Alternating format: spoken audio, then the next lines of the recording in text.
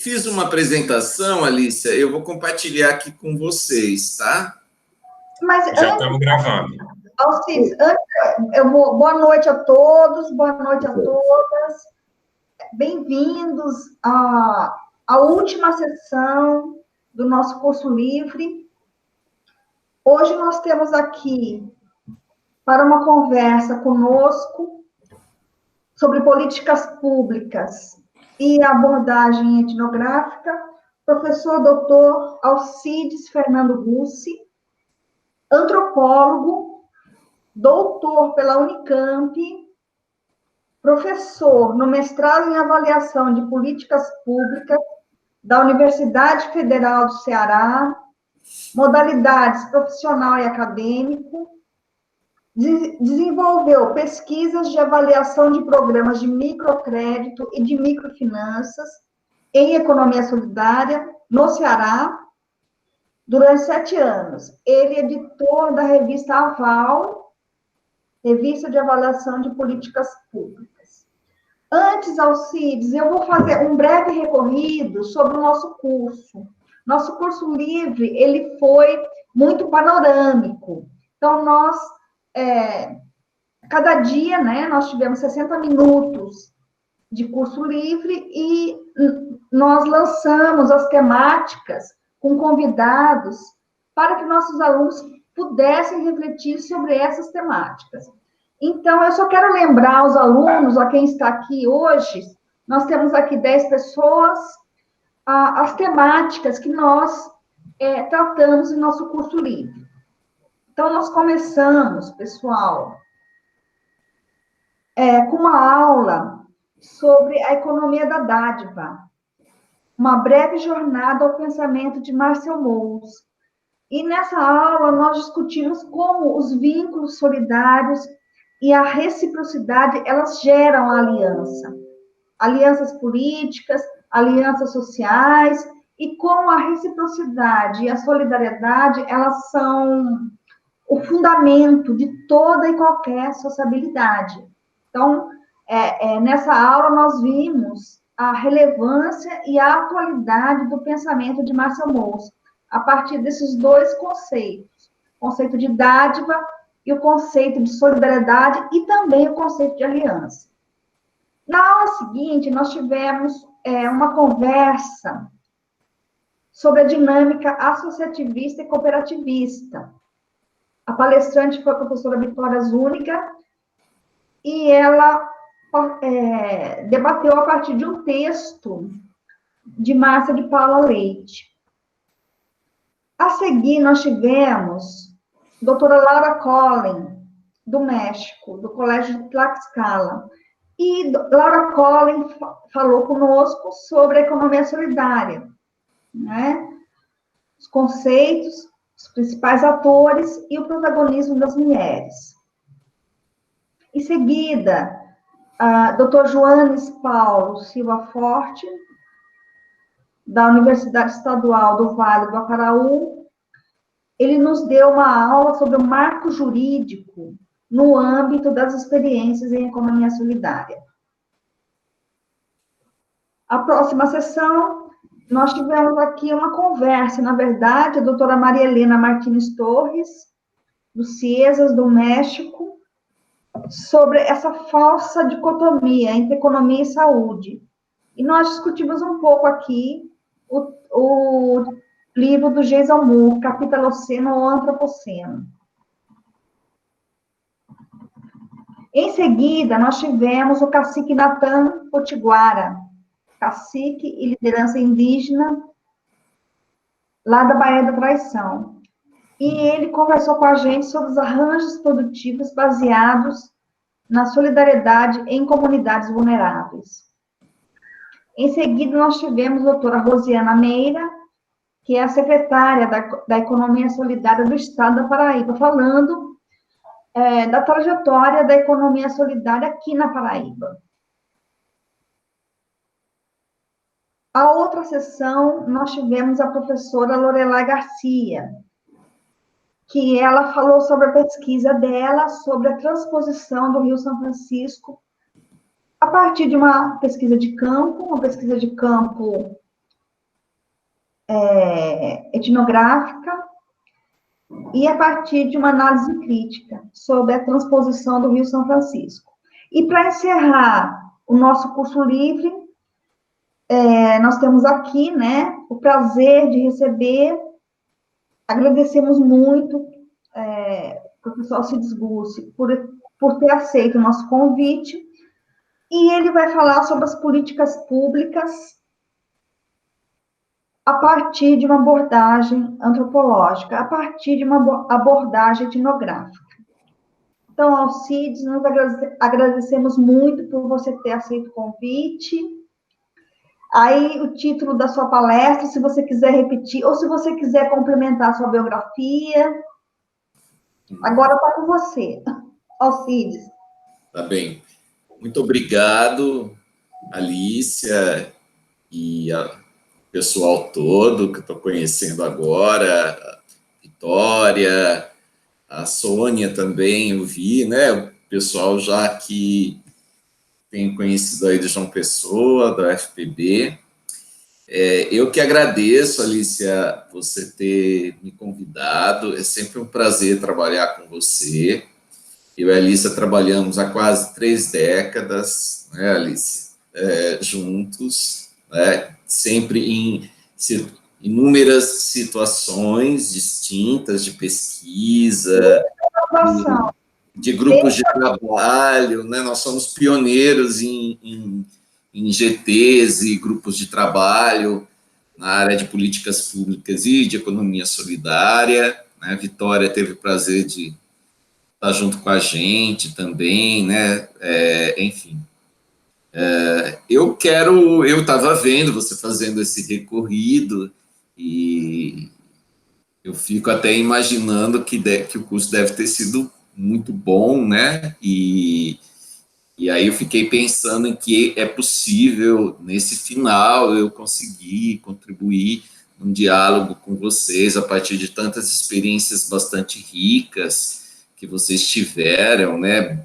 Eu vi aí dentro dos marcos desse convênio Consciências, né? Tanta discussão teórica como discussão mesmo de resultados de pesquisa.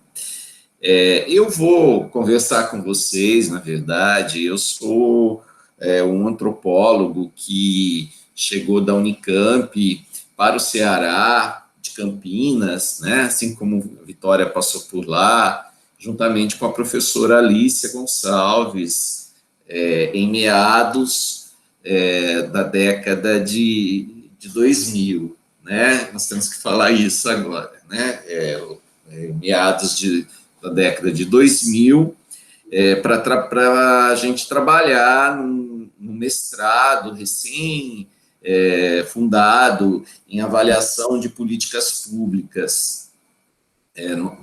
Quer dizer, todos antropólogos, trabalhávamos num grupo de pesquisa relacionado à antropologia das organizações em Campinas, na Unicamp, e agregamos a esse mestrado, fomos nós como bolsistas, juntamente com a professora Leia Carvalho Rodrigues, e desde então, quando os antropólogos chegaram no mestrado em avaliação de políticas públicas, o mestrado nunca mais foi o mesmo, porque nós começamos a construir uma agenda acadêmica de pesquisa, de investigações, para pensar uma outra epistemologia, por isso que é o nome da minha apresentação, no campo da política pública, sobretudo da avaliação de políticas públicas, que pudesse dar conta da multiplicidade de sujeitos, de contextos que envolvem essas políticas, trazendo a pesquisa qualitativa, mas investindo em etnografias para construir novos indicadores sobre as políticas. No nosso caso, estávamos trabalhando no Ceará, né? Aqui no Ceará, em Fortaleza, né, Alícia? Alícia no estado do Ceará todo, cobrindo. E A partir dessa trajetória que já remonta 15 anos, eu vou contar para vocês, né, um pouco dessa agenda, o que é que eu tenho descoberto nessa agenda. Eu vou dialogar com vocês acerca de como eu fui construindo uma aproximação entre o campo da política pública e o campo da antropologia, sabe? Mas também dentro de uma perspectiva de uma antropologia, essa palavra ela é muito debatida, mas uma antropologia aplicada para a gestão pública, sabe? Na medida em que é possível, por meio de todo o exercício da prática antropológica que desde sempre nos marca, marca a minha trajetória, da professora Alice, mas também discutir com os gestores públicos, com os tomadores de decisão, uma nova perspectiva de observar a política, de avaliar essas políticas, que saem dessa, o que eu chamei isso no próprio título, de uma racionalidade técnico-burocrática, né, que procura deslocar a política para a apreensão dos sujeitos, né, desde o ponto de vista antropológico e também das narrativas desses sujeitos. Então, é sobre isso que eu vou falar com vocês, que eu me preparei hoje. Fiquei pensando, Alice, eu vou compartilhar aqui. Ótimo, sim. Eu fiquei pensando em trazer um pouco, depois da minha experiência de pesquisa, em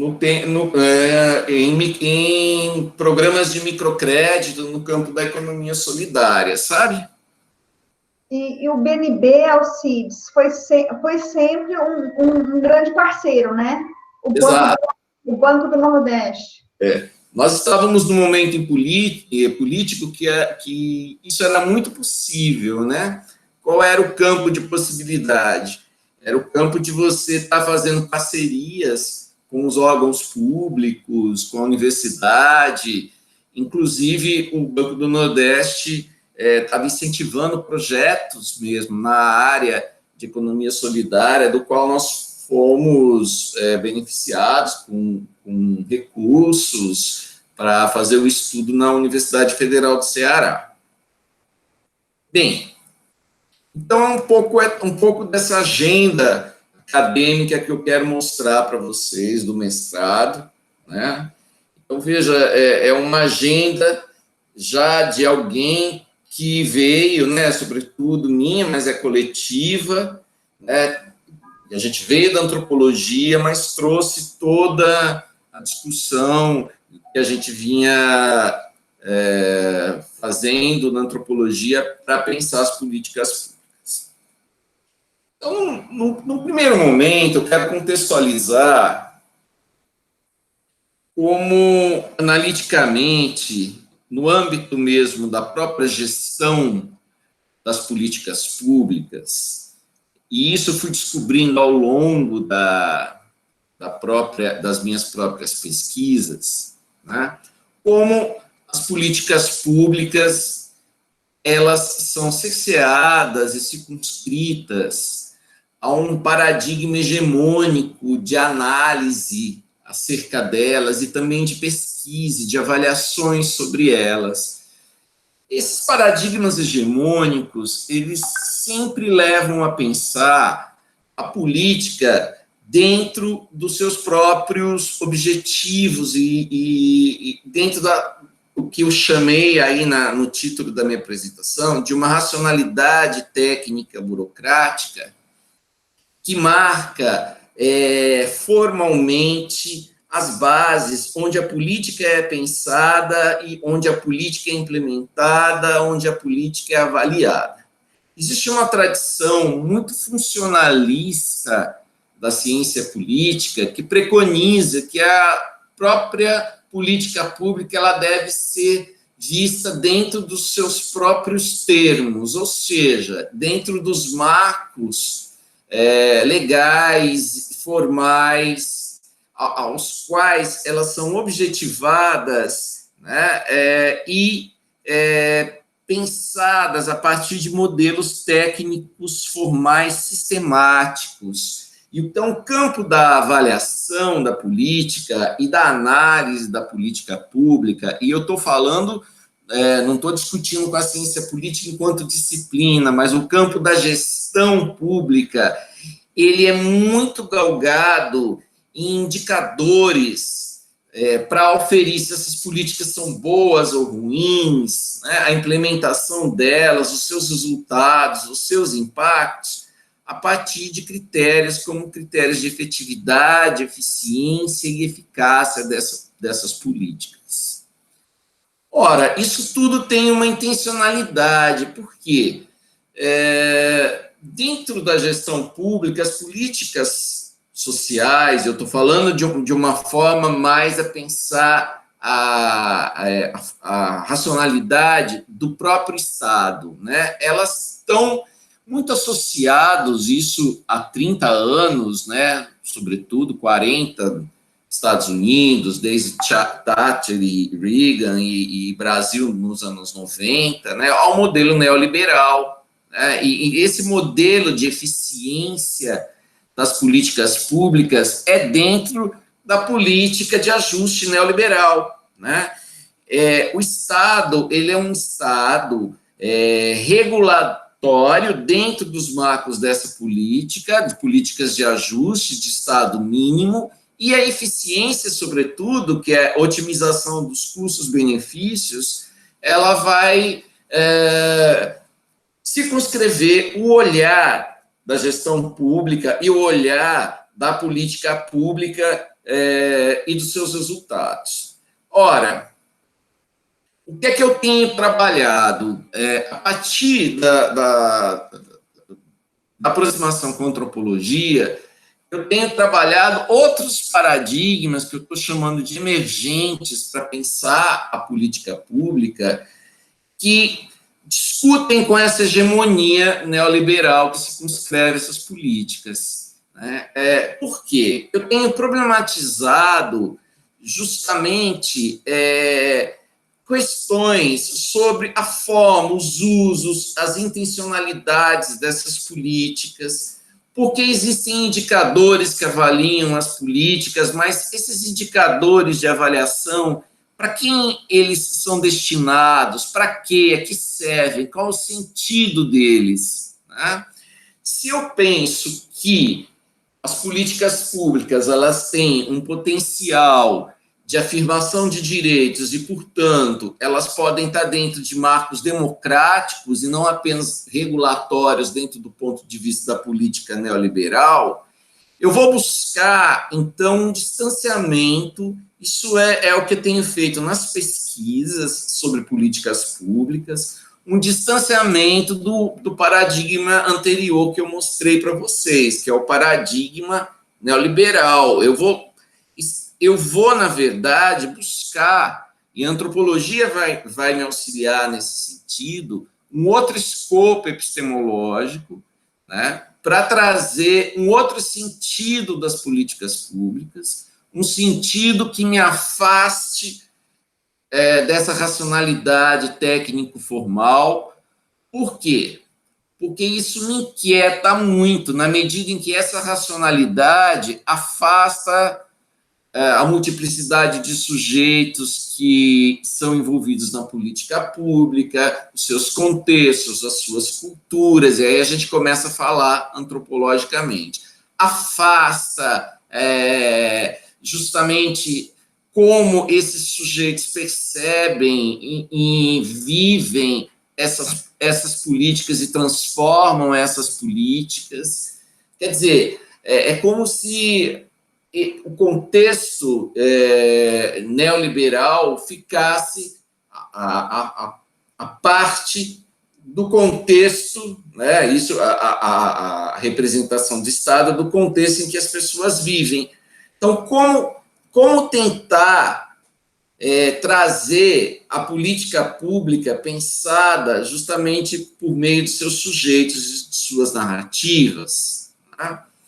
Então, aí eu fui me afastando mesmo de uma avaliação dessas políticas de cunho mais positivista, de uma medição dessas políticas, para trabalhar numa perspectiva mais o que eu chamo de construtivista e hermenêutica, das narrativas, das interpretações, até chegar numa inspiração epistemológica que eu tenho trabalhado muito. A Alicia já conhece esse autor, o Raul Lerrano, que trabalha mais próximo da noção, a partir de uma noção de experiência, de contexto, que vai se afastando dessa avaliação positivista, gerencialista e, portanto, dentro dos parâmetros neoliberais, né, ele vai trazendo aqui uma forma de pensar, por meio da experiência, um conteúdo mais emancipatório, a partir da própria ação dos sujeitos nas políticas públicas. E aí a gente entra, claro, com todo um deslocamento metodológico, com a produção de dados a partir de etnografias, sobretudo advindas da observação da experiência da política. Então, o que é que eu estou trazendo aqui para vocês pensarem a política pública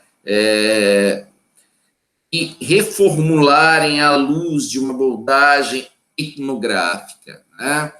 É uma quebra mesmo de uma visão paradigmática dessas políticas, que tenta, naquilo que o Lerrano diz, minimizar a mitologização da política. O que é isso? Né? O distanciamento entre o texto, o formal da política e o contexto. O contexto é o campo de experiência da política, o campo do cotidiano, né, dos atores. E dos grupos sociais envolvidos nessa política. Então, aí é sair do centro, onde estão os tomadores de decisão, os burocratas de alto escalão, para que um analista da política, e aí a antropologia entra bastante, nos auxilia para sair desse centro e esse deslocamento epistemológico para o que eu estou chamando de uma periferia da política, que é onde a política acontece. Então, é como se a gente saísse de uma racionalidade técnica, observado um distanciamento entre o sujeito e o objeto, que é a própria política, e pensar justamente um critério de quão autêntica é essas políticas a partir do momento que elas têm aderência ou não à experiência concreta dos atores. Ou seja, na verdade, a tentativa é reduzir a distância entre os formuladores da política e as pessoas para as quais as políticas são implementadas de fato. A distância entre o projeto político formal e a ação política. O que é que eu estou chamando de ação política? É a política efetivamente posta, mas não efetivamente posta dentro dos seus aspectos formais, mas sim posta pelas pessoas que se ocupam dessa implementação, e que, de certa forma, para o qual objetivo, as políticas são algo. Né? Ou seja, aí sim eu posso tentar começar a compreender se algumas políticas funcionam, outras não funcionam, por que algumas funcionam às vezes, outras não. É como se eu fizesse, voltando aqui, um movimento contrário também. Ao invés de eu pensar as políticas dos seus próprios termos, eu estou pensando os contextos e como os contextos modificam também a política. É isso que eu estou pensando em ação pública. Na verdade, tem uma via de mão dupla aqui. Bem, Com isso, eu trago 3 conceitos que eles são bastante caros para a antropologia também, né? Para vocês que fazem trabalho de campo, vocês entendem o que eu estou dizendo, né? É pensar análises políticas contextualizadas, né? Então, no campo, né? A partir da experiência dos sujeitos e que conseguem dar conta de uma totalidade, né? Esses 3 conceitos eu vou só trabalhar à luz do que o Lerano coloca. Primeiro, o que significa pensar uma política pública vista a partir do seu contexto? O contexto, na verdade, é a apropriação da política pelos atores e pelas comunidades. Como é que os atores tornam a política como sua, a partir da sua experiência, que eu vou dizer já, né? Mudando e dando uma outra significação a essa política a partir de contingências locais, a partir da sua própria vivência com a política dentro do seu universo, sobretudo o universo cultural. E é interessante pensar isso aqui, porque nós vamos tirando a ideia de que existe um Estado e o Estado é uma entidade. Não, o Estado ele é o tempo todo reformulado, e aí eu estou pensando na ação pública que advém do Estado, sobretudo, né? Eu estou falando políticas públicas mais formalizadas, que é o que eu estudo, né? Políticas de governo, né? Elas são modificadas também pela ação dos agentes políticos nas suas comunidades. Um bom gestor público, com a ajuda de uma pesquisa densa, de um antropólogo, pode verificar como é que isso se modifica mesmo, né? E essas modificações, elas seriam muito importantes para serem discutidas para os gestores públicos, né? Junto com os gestores públicos. Bem, por quê? Na verdade, a ideia é pensar que a política e a análise da política pública ela deve ser experienciada pelo pesquisador, no caso, pelo antropólogo, né? O Lerano tem uma frase muito interessante, ele diz que não basta você ficar na praia olhando os peixes, né? Aquele analista racional, né? O burocrata, mas você tem que nadar junto com os peixes para saber como é que eles nadam, né? Um pouco é isso também, trazer a experiência, e aí eu acredito que a experiência etnográfica ela é fundamental, a construção da descrição densa dessas comunidades, tá? Respeitando a sua contextualidade, para que a gente possa, por meio de inúmeras ferramentas, dentre elas a observação participante, fotos, narrativas, histórias de vida, etc., né, construir essa experiência junto, né, com os atores. Eu tenho trabalhado agora mais recentemente com pesquisas de cunho mais participativos, retomando um pouco também, mais até do que a pesquisa participante, né, redefinindo junto com a comunidade alguns elementos que eles gostariam de discutir a partir das políticas, né? Depois eu posso falar um pouquinho mais sobre isso. Então, aqui, isso que eu queria mostrar para vocês, seriam 2 desenhos de pesquisa em política pública. Então, aqui desse canto mais esquerdo, aqui, você tem uma discussão, o Lerano traz esse diagrama, e eu estou trazendo para vocês verem como é que muda a forma de construir um desenho de pesquisa em política pública. Então, você tem um desenho de cunho mais positivista, que você parte da construção de uma hipótese, vai testar essa hipótese por meio de provas. Na verdade, são os indicadores. Todas as políticas têm indicadores, né? E os indicadores de avaliação, tal. Geralmente, os indicadores postos, eles são muito construídos à luz de uma abordagem mais positivada, né, da realidade, da ciência e da própria política pública.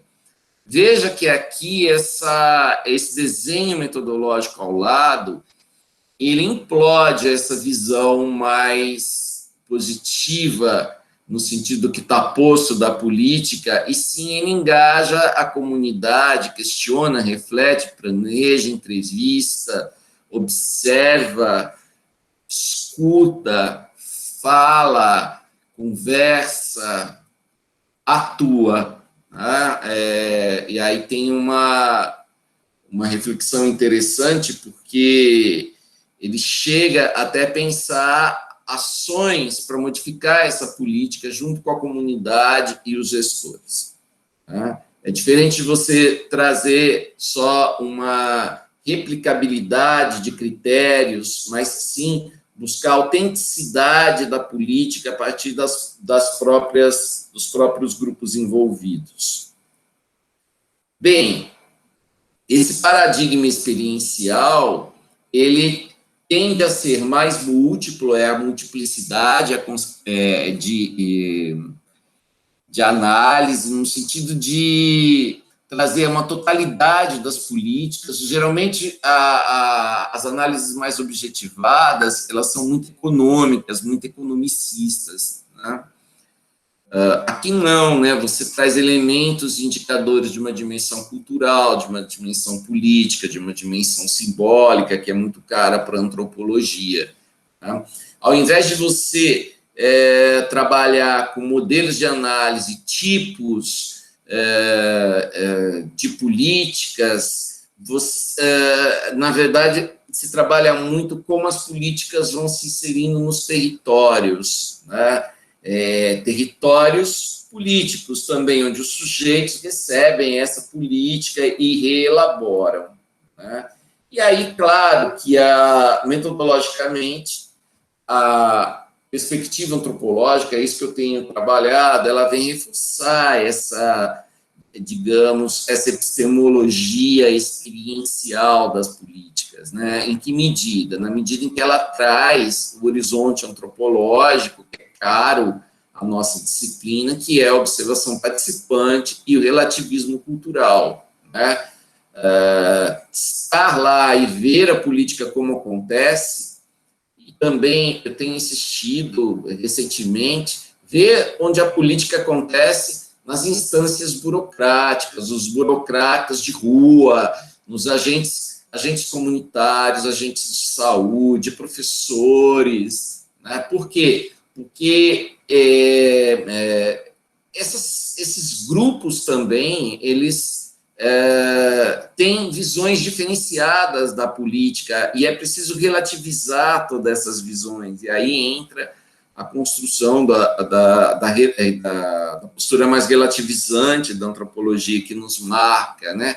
Ou seja, as políticas e os programas, elas devem ser postas à luz tanto dos agentes institucionais, as suas visões, seus pontos de vista, quanto dos beneficiários dessas políticas, mas também à luz de uma perspectiva crítica do avaliador, né? E eu estou falando avaliador analista da política. Bem, à medida que essa perspectiva antropológica vai se enunciando, né, para a compreensão da política, nós vamos tendo várias interpretações dos sentidos da política. Então, dentro mesmo daquilo que o professor Roberto Cardoso de Oliveira falava da apreensão, da abordagem hermenêutica, né, da produção de sentidos da política. Né? E aí, claro, né, uma abordagem etnográfica, retomo de novo a Goethe, E o que eu tenho feito, de fato, eu tenho trabalhado com uma estratégia metodológica que é o que eu chamo de apreensão da trajetória institucional da política.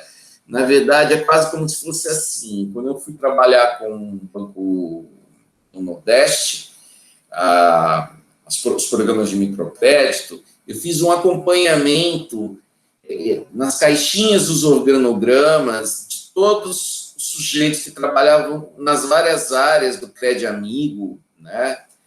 Verificando o que eles achavam do programa, seus pontos de vista, sobre os resultados do programa. Também, claro, que fiz uma pesquisa junto aos beneficiários, moradores da periferia aqui de Fortaleza.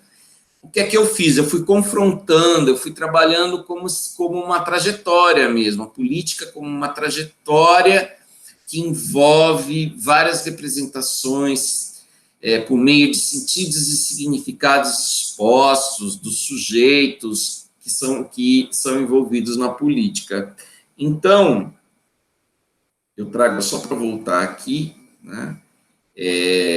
Essa noção de trajetória ela é muito cara para eu pensar a própria produção de uma etnografia no campo das políticas públicas que permitam a análise dos seus resultados, dos seus impactos, né? Porque eu trago a noção de trajetória do Bourdieu. O Bourdieu diz que uma trajetória de vida, na verdade, ela nunca é uma trajetória que tem um sentido único, né? Tem vários sentidos, disposições, são devires. Assim também, as políticas públicas, elas são devires, elas são circunscritas aos deslocamentos institucionais e também fora, na comunidade destinatária dessa política, à medida que a política vai sendo experienciada ao curso da sua implementação, né? Ou seja, trajetórias distintas envolvem resultados também distintos das políticas dentro dos seus contextos. Finalmente, também, eu acho que, além de trazer todo esse percurso, né, que eu chamo de itinerário das políticas, não dá para deixar de pensar também a forma como essas políticas elas vão legitimando ou enfrentando as razões do Estado, né, o que eu chamei aí de racionalidades burocráticas, né, e legais do Estado.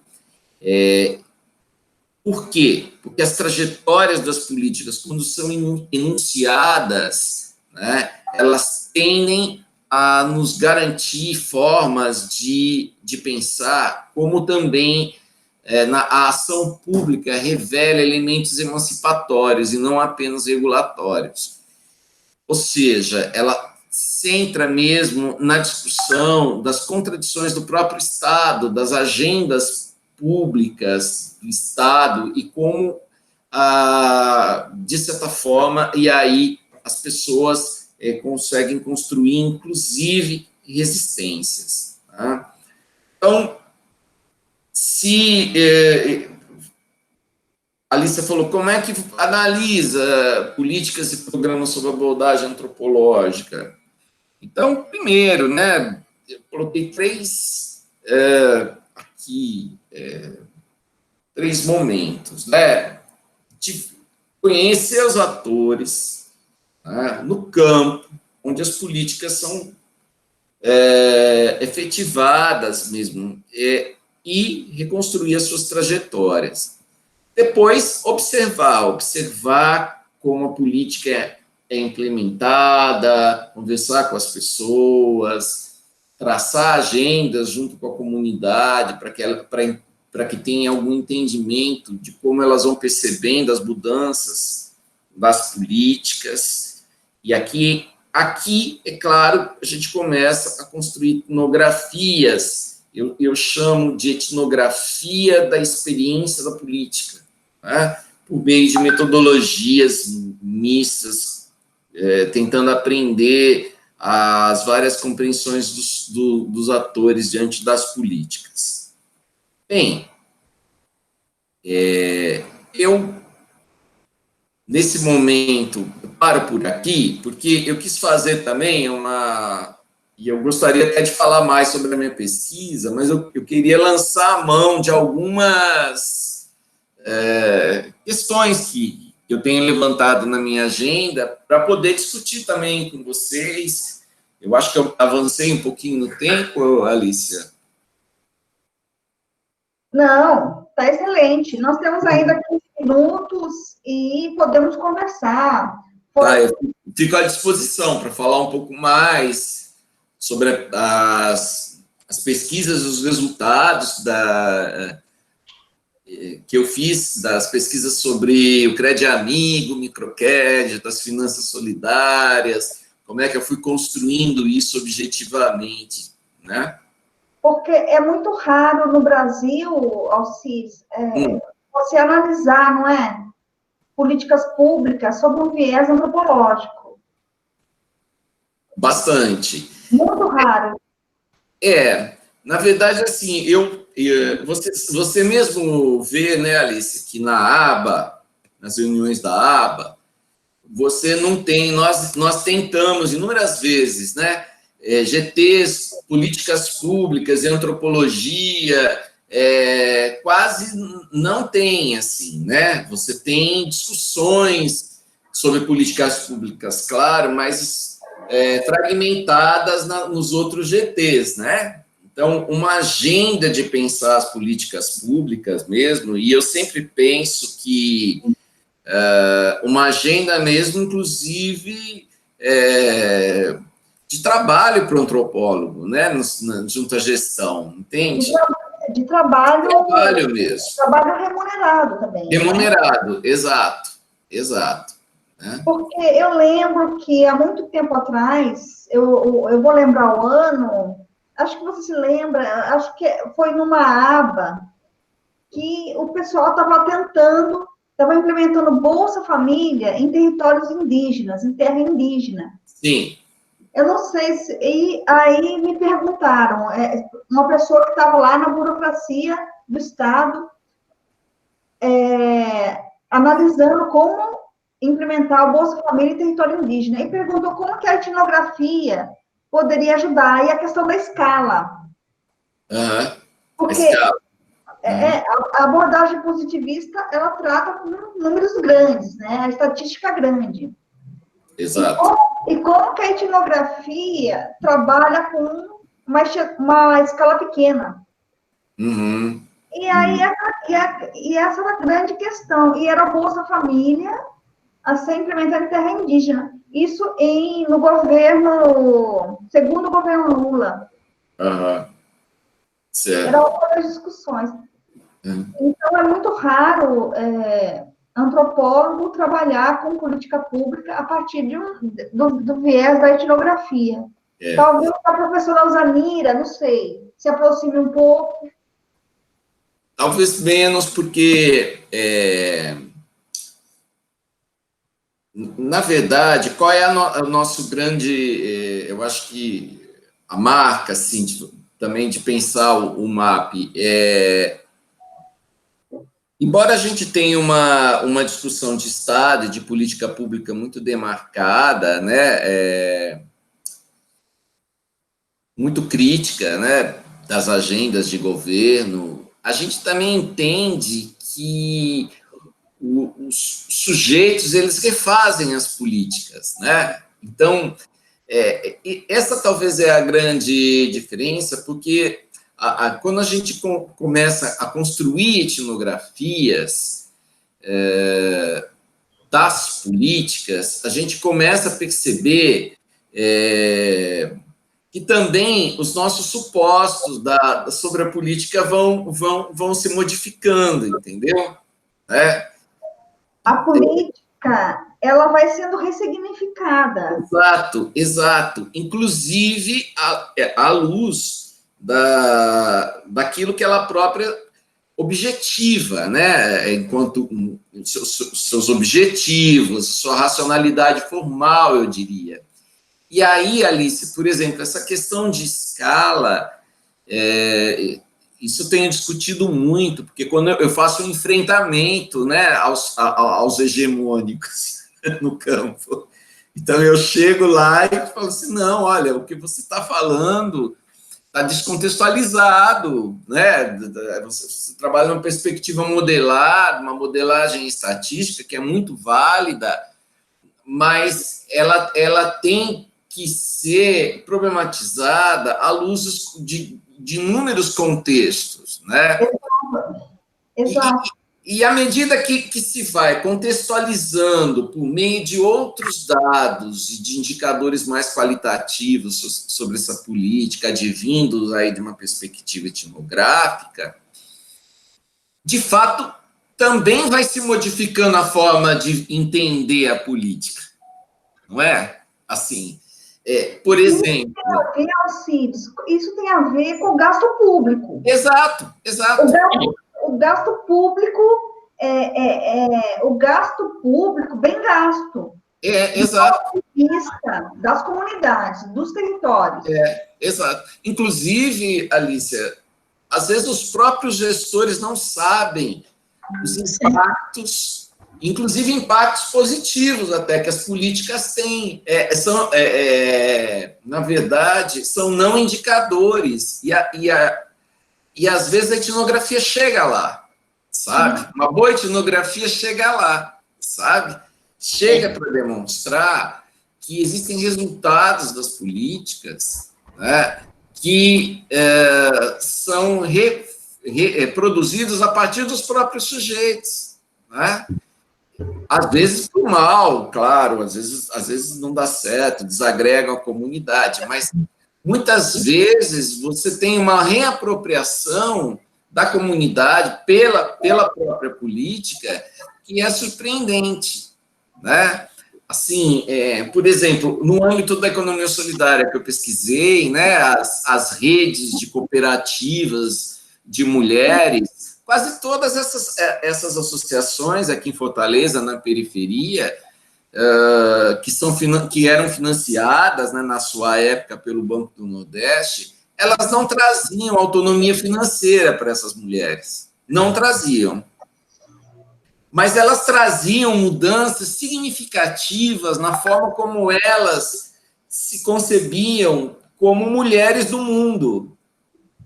Entende? Então, isso, na verdade,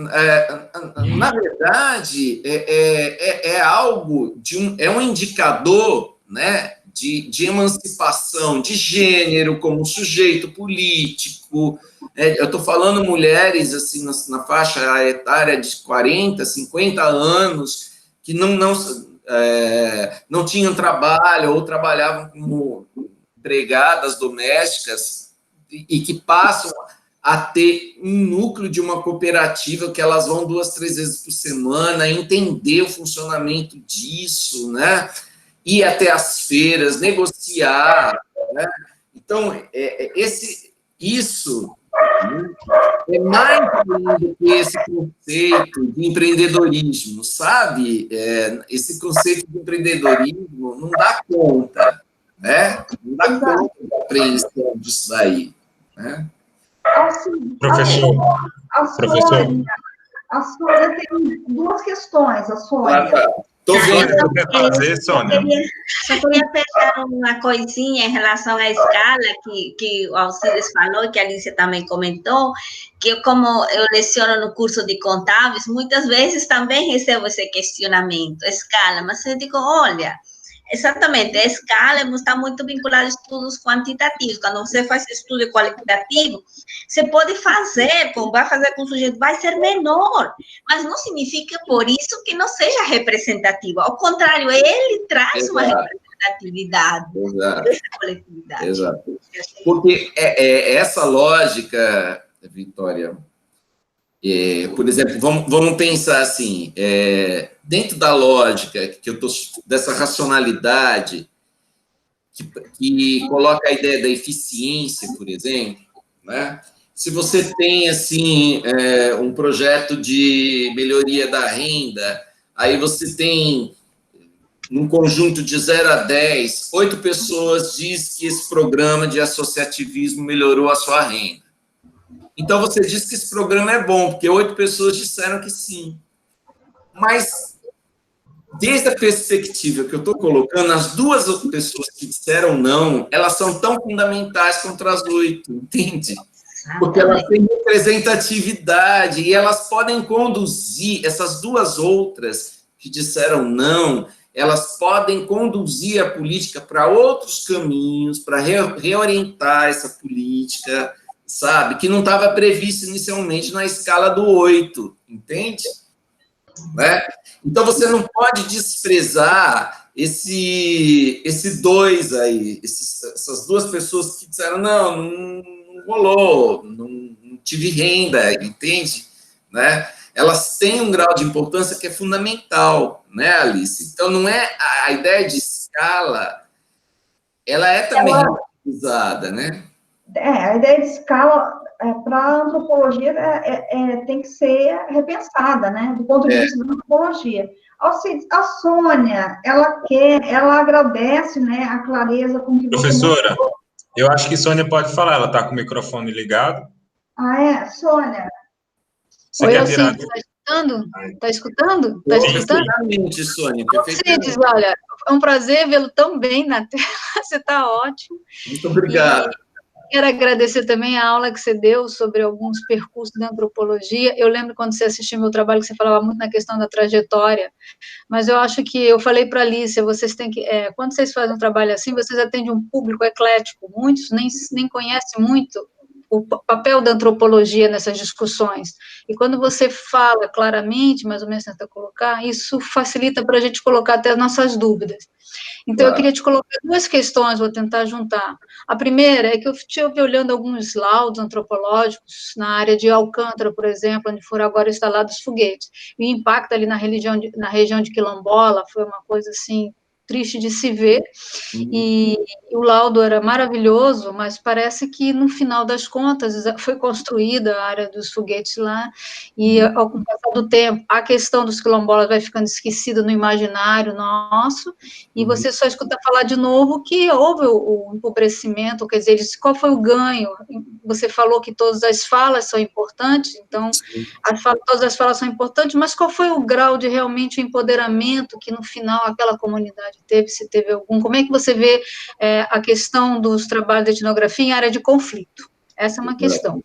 E a outra que me preocupa muito, no momento atual, inclusive, eu posso falar porque fui uma das pessoas que sofri um pouco a pandemia em relação a ficar desempregada totalmente, ainda estou sem poder trabalhar, porque na minha área eu não posso trabalhar, e o programa assistencial emergencial do governo, no sentido em que agora a gente está vendo um ganho populista em cima disso. É claro que houve um ganho, quer dizer, as pessoas que foram beneficiadas, bem ou mal, sendo metade do salário ou não, como no meu caso, ajuda. E você vai ter escalas diferentes no sentido da consciência do que isso representa, como um fator de política, de empoderamento, ou fator de populismo. Então, se você pudesse juntar essas 2 coisas e mostrar como a antropologia pela etnografia vai apontando caminhos para esses tipos, se é possível também. Sim. Eu tenho... Quanto à sua primeira pergunta, eu tenho cada vez mais me surpreendido na interlocução que eu tenho com políticas públicas, como é que os grupos sociais vão recebendo essas políticas públicas, e mais ainda, como também existem organizações da sociedade civil, e como eu trabalho muito aqui com o Nordeste, né, Alice, e Ceará, que são muito associadas a movimentos sociais que têm uma tradição de organização popular, de educação popular, muito galgada, isso é longevo, sabe? Em modelos de ação participativa, sabe? Eu tenho visto isso, arranjos, né, de grupos de periferias, né? É claro que isso é tudo muito difícil de aparecer, sabe? Mas eu acredito que na verdade, quando você faz um laudo antropológico, é aí que você tem que centrar, sabe? Eu tenho recuperado um pouco as metodologias de ação participativas mesmo, que remonta, sabe, a uma discussão de anos 60, 70, do Brandão, Alicia, sabe? Né?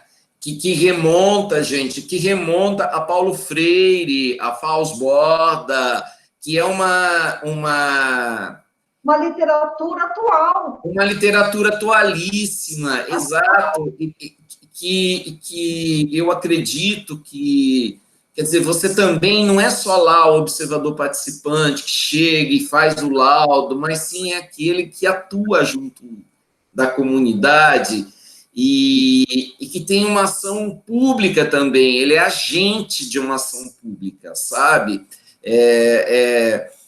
Talvez eu acho que algumas avaliações de cunho ambiental, elas têm colocado isso, né? Junto com as comunidades ribeirinhas aqui em Fortaleza, alguns alunos estão estudando isso, desses impactos ambientais da energia eólica, por exemplo, né? As populações têm essa consciência também. Oi. Alcides, e a gente não pode esquecer que as políticas públicas é um campo de disputa por recursos. Exato. O Aécio do Ceará, você lembra do Aécio? O Aécio do Ceará, ele repetia isso todos os dias. Ou seja, as políticas públicas são um campo de disputa por recursos públicos. Exato. E a questão do populismo é um pulo. E aí, sabe, Sônia, quando eu estudei o Crédito Amigo, porque as pessoas, elas... E o Banco do Nordeste dizia, não, olha, o Crédito Amigo aumenta a renda das pessoas, sabe? É claro que não era uma coisa emergencial, que vinha, tal, do governo, como é agora esse auxílio emergencial. Mas a pobreza, ela tem múltiplas dimensões. Não é só a questão da renda, sabe? As pessoas não deixaram de ser pobres porque elas receberam as 3 parcelas de R$600, entende? Que vão receber alguma coisa assim. Elas aliançaram agora, talvez, dentro de uma perspectiva populista, mas elas não deixaram de ser pobres. Porque, por exemplo, quando eu vi no Crédito Amigo, as pessoas diziam assim, aumentou minha renda, mas eu quero estudar, eu quero ter lazer, sabe? Às vezes, assim, quando eu apresentava outros indicadores das políticas, essas políticas que tentam incentivar o tal do empreendedorismo, né, na vida das pessoas, os negócios próprios, às vezes as pessoas diziam assim, olha, eu gostaria de ter um emprego com carteira assinada, que as pessoas têm desejos, elas querem uma programação do seu futuro, e eu trabalhei muito com histórias de vida, Sônia. Então, eu acho que às vezes, assim, a gente tem muita coisa apressada, né? Estão recebendo e agora tem adesão política, porque são populismo. Não, é estratégico agora. Esse dinheiro é estratégico nesse momento, mas as pessoas entendem que elas não estão saindo da pobreza. Isso vai aparecer, talvez, futuramente, quando esse auxílio emergencial vai ser retirado. Porque a ideia de estar na pobreza e a saída da pobreza, elas mesmas, quando eu pesquisava isso, supunham dizer assim, olha, tem mais coisas aí, né? Eu quero projetos mais sustentáveis para a minha vida. É interessante isso, né? Do que uma renda no banco de meio salário mínimo que eu consiga, como cabeleireiro. Não é que eu quero deixar de ser cabeleireira, fazer a minha marmitinha, não é isso, né? Mas eu quero mais que isso, quero poder mais que isso, né?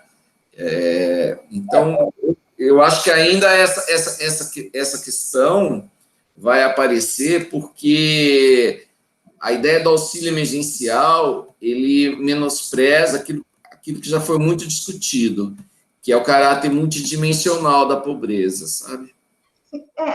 Eu acho assim, o emergencial, o nome está dizendo, emergencial para as pessoas não morrerem de fome.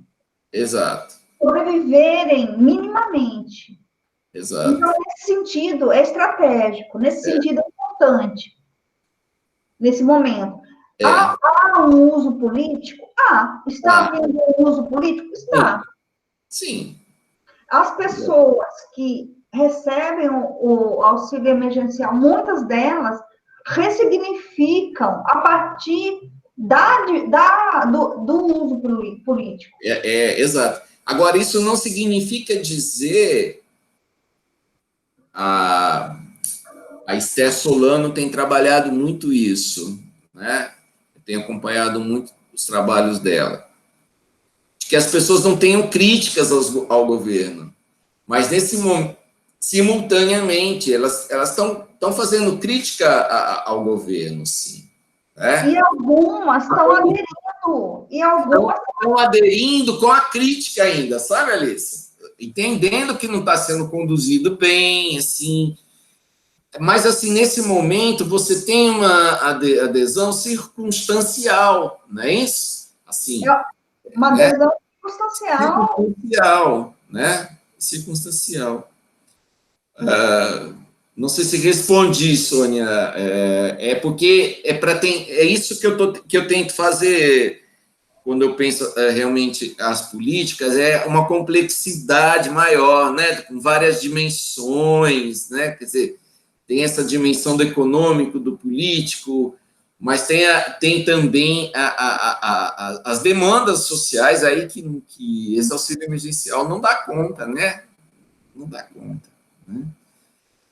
Augusto? Então, primeiramente, parabéns pela exposição, nossa, muito clara, muito didática, eu estou gostando bastante, sabe? Muito enriquecedor mesmo. Eu queria saber como efetivar essa forma de fazer política pública, sabe? Se falta vontade política, se falta vontade intelectual, aceitação nas academias, o que é que falta?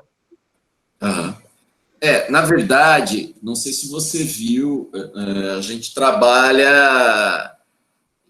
Toda essa agenda, ela é contra-hegemônica, né? É uma agenda contra-hegemônica. Né? Ou seja, a agenda hegemônica é justamente aquela que trabalha com esse critério do eficientismo das políticas públicas, né? Com essa dimensão da larga escala que descontextualiza, né? Que quantifica e não qualifica os sujeitos. Na verdade, ela coisifica a política, sabe? A política como uma coisa, né? E aí a gente está trazendo as pessoas, né, para pensar a política, qualificando e tal, né? O que eu acho que tem que ser feito é que o monopólio, tanto da agenda pública, da formulação dessa agenda e também da implementação, ela deve sair da esfera do Estado estrito sensu e ela deve envolver mais a população, a sociedade civil, sabe? Porque às vezes você fica perguntando, mas teve tantas políticas interessantes nesses últimos anos no Brasil, e parece que as pessoas não entenderam que elas foram beneficiadas, tal. Eu acho que no campo das políticas ambientais há algum avanço. Por exemplo, o Plano Nacional de Gestão de Terra Indígena, o PNGAT, cujo principal instrumento é o Plano de Gestão Territorial e Ambiental em terra indígena, ele foi gestado com a construção dos movimentos indígenas, dos movimentos ambientais dos movimentos indígenas. Lógico, agora, no atual governo, essa política está parada. Mas esse é o caminho, né? Mas esse é o caminho. É você chamar os movimentos, as pessoas, os sujeitos. Exato. considerar as narrativas. Exato. Porque Então, você vê, Alice e Augusto, a ideia é que as políticas elas têm que de certa forma, conferir para as pessoas uma certa legitimidade, né? Enquanto elas não foram legitimadas pelos grupos sociais, elas são elementos estranhos também, né? E essa legitimidade, ela está muito... Por isso que eu estou investindo, viu, Alice? Nessa questão da participação. Eu estou ficando um Paulo Freire, né? Eu estou estudando tudo isso de novo. Né? Voltando, sabe? Mas o Paulo Freire tem um conceito de empoderamento que é muito bom. Muito bom, porque o Paulo Freire, ele não via a ação política sem dissociar da mudança, né? E a educação popular era o veículo para tanto, né? E a participação, mas não é só a participação nas instâncias de participação social, dos conselhos e tal, né? Que às vezes a Alice já estudou isso há 30 anos, né? É uma participação esvaziada politicamente, né? Assim, não é isso, né? A gente está falando de uma ação política participativa, né? Assim, é diferente, né? Em todos os momentos da política pública. E aí eu acho que o antropólogo, que o Augusto, ele pode fazer essa interface, né? Ele teria que conversar mesmo com os burocratas, e aí eu falo os burocratas, porque tem os da alta gestão, mas tem os agentes de saúde, que eles são quase iguais às pessoas das comunidades, eles estão lá, eles, né, são essas pessoas que estão realmente levando as políticas, né, os professores, no caso da educação, né, as assistentes sociais, né, que eu acho que também é uma forma de fazer interface com todos esses agentes, assim, né, por isso que eu falo das trajetórias das políticas, é você ir atrás das pessoas para reconstruir essas trajetórias também. Né? Eu acho que, parece que a Sônia tinha uma... Não, só assim, assim, aqui parece que em João Pessoa tem um grupo de ecoagricultura que mexe com alimentos orgânicos, Alicia, e esse grupo vinha de assentamentos, que também é outro grupo, que alguns conseguiram chegar a esse ponderamento e foram se apropriando das próprias políticas e, de certa forma, definir os seus rumos e continuam crescendo e atuando.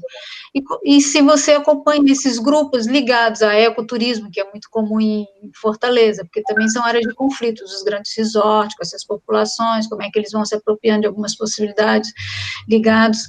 E assim, se você tem uma temporalidade, se você, de certa forma, como antropólogo, você vê como as gerações, elas vão assumindo aquilo e vão modificando e vão se levando a esse ponderamento até uma inclusão social, que a gente diz assim, bom, daqui para frente, eles que vão falar, assim, assumir totalmente, porque eles já superaram várias etapas, sabe? Porque o Paulo Freire prevê muito isso, né? Quando ele fala em educação bancária, que sabe uma educação mais participativa, chega um ponto que o cara é tão autônomo que você desaparece, né? Professor. Não sei se você pode... E é interessante porque qual é a ideia? E aí que eu acho que entra a pesquisa na universidade mesmo, né, de demonstrar isso, porque os gestores, eles não acreditam nas pesquisas etnográficas, assim, né, eles acreditam nas estatísticas, nos números, né, então como é que você vai levar, por exemplo, essa experiência que você falou, dizendo que ela foi exitosa, porque ela tem uma historicidade, porque ela tem a participação, você não vai indicar apenas em números, né? São indicadores mais descritivos, né? Qualitativos, exato. Mas, ao mesmo tempo, eu acho que tem uma possibilidade da antropologia, e aí, me permita, é uma antropologia mais pública também, né? que leve isso e que discuta também por meio, e aí eu estou, por exemplo, elaborando com o pessoal lá de Campinas, Alice, para a gestão municipal, cartilhas, guias para os gestores municipais, entende? Assim, tem uma coisa didática também, sabe, Sônia? Assim, uma coisa didática. Né, já tem isso, um guia, uma cartilha, que o antropólogo pode construir junto, né? Então, às vezes as nossas pesquisas, elas têm muito para recomendar, né? Assim, eu dou aula de antropologia e políticas públicas, Alice, e assim, no final, os alunos vão fazer trabalho de campo para trazer novos elementos das políticas. Aí eu peço, bom, e daí? O que é que você recomenda, então? Bom, é muito bom. A partir da sua pesquisa, quais são as recomendações? Ah, professor, eu acho que o gestor tem que ver isso, acho que tem que ver isso, não é? Porque, gente, fez a pesquisa, ficou meses trabalhando com os grupos, né?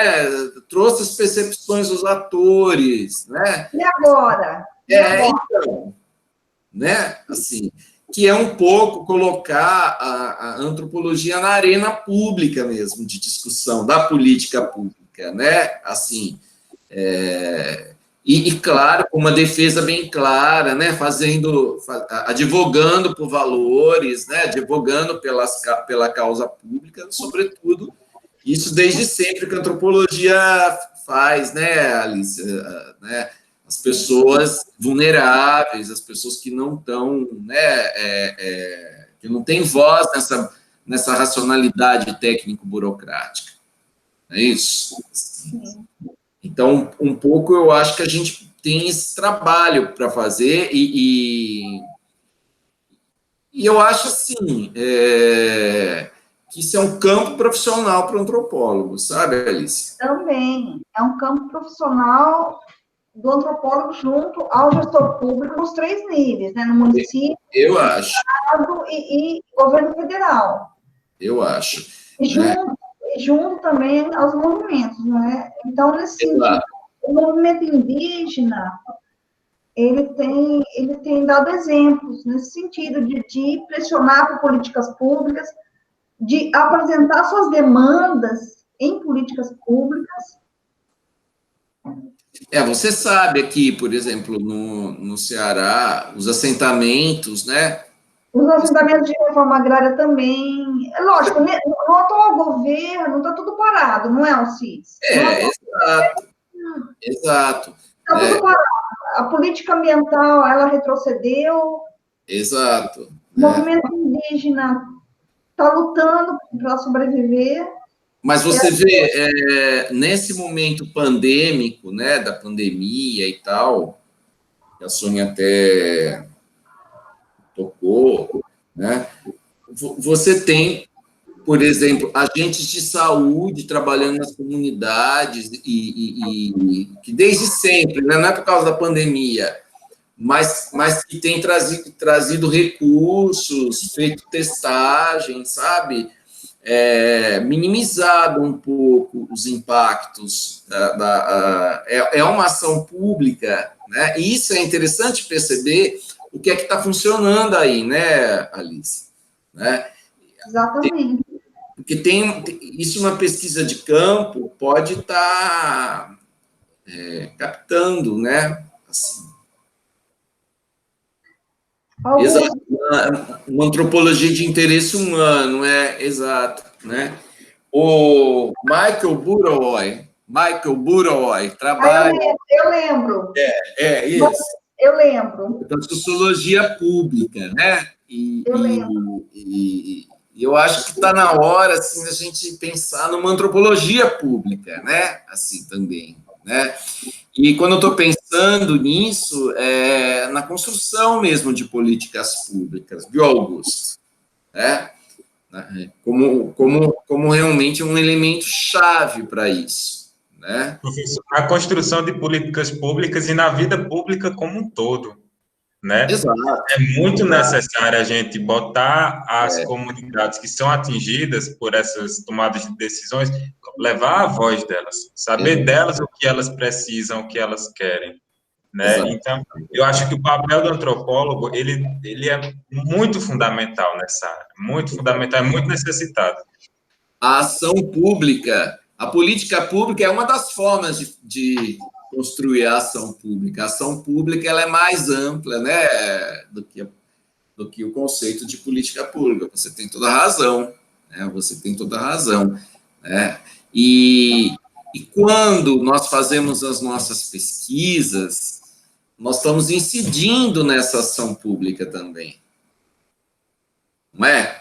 A gente incide nessa, porque nós estamos advogando por valores desde sempre postos aí pela disciplina, mas os nossos valores também, né?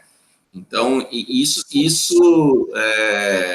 eu tenho insistido com os alunos, né, que eles advoguem, façam advocacy, né? Agora não tá, né, todo mundo fala advocacy, né, tal. Mas é isso mesmo, né? Porque se os agentes econômicos fazem advocacy, né, Alice? Exatamente.